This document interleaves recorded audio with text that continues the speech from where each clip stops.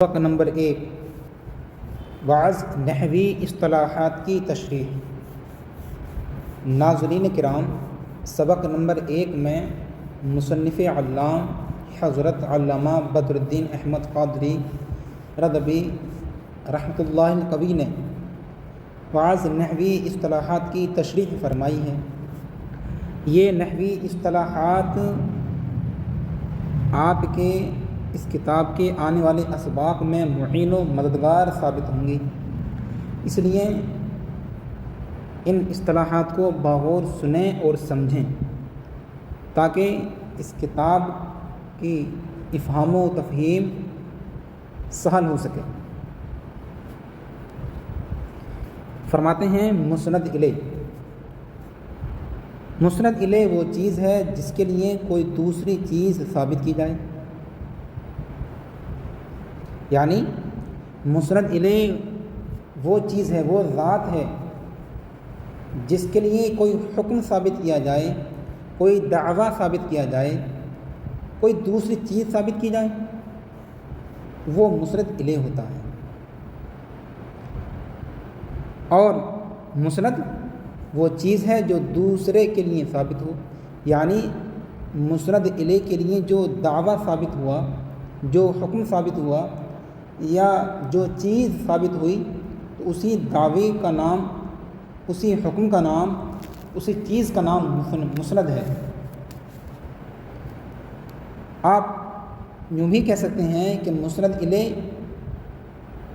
وہی ہے جس کو انگریزی زبان میں سبجیکٹ کہا جاتا ہے، اور مسند وہی ہے کہ جس کو انگریزی زبان میں پریڈیکیٹ کے نام سے جانا جاتا ہے۔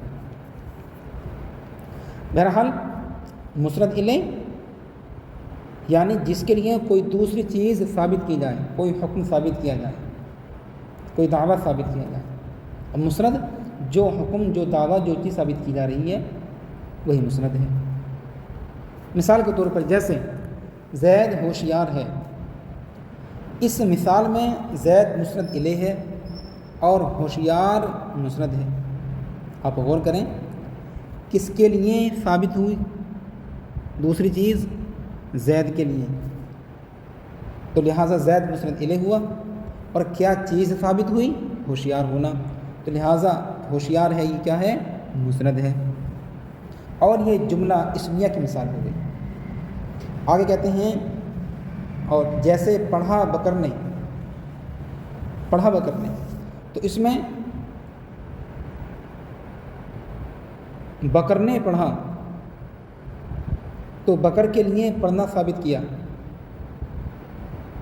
لہٰذا بکر مسند الیہ ہوا کہ اس کے لیے ثابت ہوا کیا؟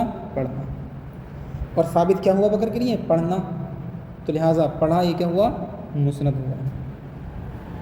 اور یہ جملہ فعلیہ کی مثال ہو گئی، اور اس میں فعل معروف استعمال کیا گیا۔ پڑھا بکر نے، پڑھا فعل معروف ہے۔ آگے کہتے ہیں اور جیسے دیکھا گیا چاند، اس مثال میں دیکھا گیا مسند اور چاند مسند الیہ ہے۔ غور کیجئے گا، کیا دیکھا گیا؟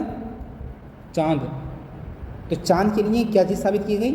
دیکھنا، تو جس کے لیے ثابت ہوا وہ چاند، یعنی چاند مسند الیہ ہے، اور جو چیز ثابت ہوئی یعنی دیکھنا وہ مسند ہے، تو لہٰذا دیکھا گیا یہ مسند ہے اور چاند مسند الیہ ہے۔ اور یہ آپ کی جملہ فعلیہ فعل مجہول کی مثال ہو گئی۔ دیکھا گیا چاند، کس نے دیکھا یہ معلوم نہیں، یعنی فاعل معلوم نہیں ہے۔ ہاں، چاند کو دیکھا گیا تھا، تو چاند کو دیکھا گیا تھا یعنی چاند مفعول بھی تھا، اس کو فاعل کی جگہ پر رکھ دیا۔ بہرحال اس مثال میں جو فعل استعمال کیا گیا وہ فعل مجہول ہے۔ حاصل یہ ہے کہ یہ 3 مثالیں پیش کی، زید ہوشیار ہے، پڑھا بکر نے، دیکھا گیا چاند، ان تینوں مثالوں میں مسند اور مسند الیہ پائے جا رہے ہیں۔ آگے کہتے ہیں جملہ۔ جملہ کسے کہتے ہیں؟ فرمایا مسند الیہ اور مسند کے مجموعے کو کہتے ہیں، یعنی مسند الیہ اور مسند جب کسی ترکیب میں جمع ہو جائیں تو وہ ترکیب جملہ کہلاتی ہے۔ اور اسی کا دوسرا نام مرکب مفید بھی ہے۔ جملہ اسمیہ میں اس کی پہچان یہ ہے کہ اس کے آخر میں ہے آتا ہے۔ مثلا زید ہوشیار ہے، تو دیکھو زید ہوشیار ہے، اس میں مسند الیہ بھی موجود ہے اور مسند بھی۔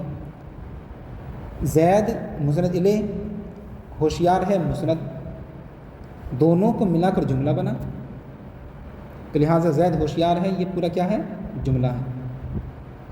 پڑھا بکر نے، پڑھا مسند، بکر نے مسند الیہ، لہٰذا یہ بھی جملہ بن گیا کیونکہ اس میں بھی مسند اور مسند الیہ دونوں پائے گئے۔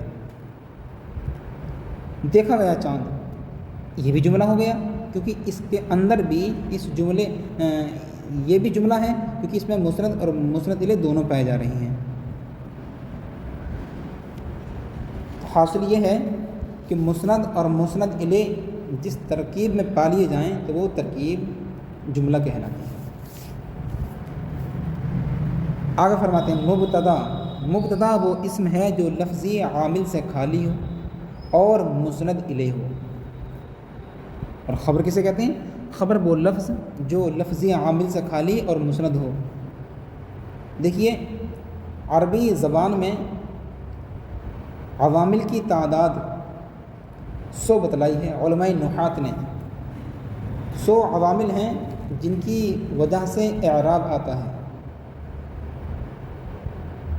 اب ان 100 عوامل میں سے 98 عوامل عوامل لفظیہ کہلاتے ہیں اور 2 عوامل معنویہ کہلاتے ہیں۔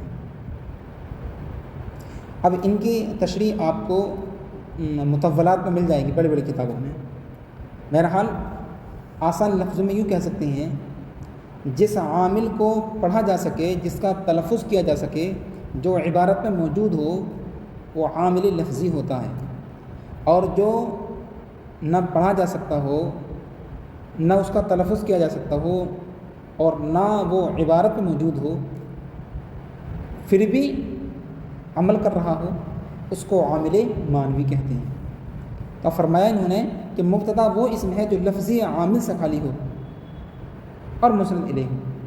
کیا مطلب ہوا؟ یعنی مبتدا کو جو عامل ہوتا ہے وہ عامل معنوی ہوتا ہے، عامل لفظی سے یہ خالی ہوتا ہے۔ اور دوسری بات کیا بتائی کہ مبتدا مسند الیہ ہوتا ہے۔ آگے فرمایا خبر، خبر وہ لفظ جو لفظی عامل سے خالی اور مسند ہو۔ تو خبر کا عامل بھی عامل معنوی ہوتا ہے، یہ بھی عامل لفظی سے خالی ہوتی ہے۔ مثال کے طور پر جیسے زید نمازی ہے، تو اس مثال میں زید مبتدا ہے اور مسند الیہ ہے، نمازی ہے یہ خبر ہے اور مسند ہے۔ تو کہنے کا یہ مطلب ہے کہ جو مسند الیہ ہوتا ہے وہ مبتدا بن جاتا ہے، اور جو مسند ہوتا ہے وہ خبر بن جاتی ہے جملہ اسمیہ میں۔ تو اس مثال میں یہی ہے، زید نمازی ہے، اس مثال میں زید مبتدا مسند الیہ ہے اور نمازی خبر اور مسند ہے۔ آیا سمجھ میں؟